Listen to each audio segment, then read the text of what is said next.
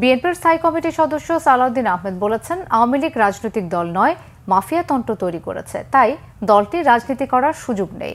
আওয়ামী লীগের বিচার নিশ্চিত ও সেটি নিয়ে কেউ যেন প্রশ্ন তুলতে না পারে সে ব্যাপারে অন্তর্বর্তী সরকারকে পদক্ষেপ নেওয়ার আহ্বান জানান তিনি।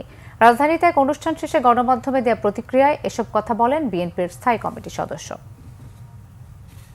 শক্তি আওয়ামী লীগ একটি মাফিয়া শক্তিতে পরিণত হয়েছিল। আওয়ামী লীগ দীর্ঘদিন ফেসিবাদ এবং মাফিয়াতন্ত্রের চর্চা করেছে বাংলাদেশের মানুষের উপর, এবং তারা যে অত্যাচার, নিপীড়ন, নির্যাতন, গণহত্যার মধ্য দিয়ে তাদের পরিসমাপ্তি ঘটিয়েছে, নিজেদের রাজনৈতিক মৃত্যু ঘটিয়েছে। এরপরও তার রাজনৈতিক is no more political party. এটা একটা মাফিয়া পার্টি, এটা একটা মাফিয়া শক্তি, এটা একটা ফেসিবাদী দল। সুতরাং রাজনৈতিক দলের কোনো তকমা দিতে চাই না। আওয়ামী লীগের ডিএনএতেই গণতন্ত্র নাই। আমরা শাহবাগে কেন যাব?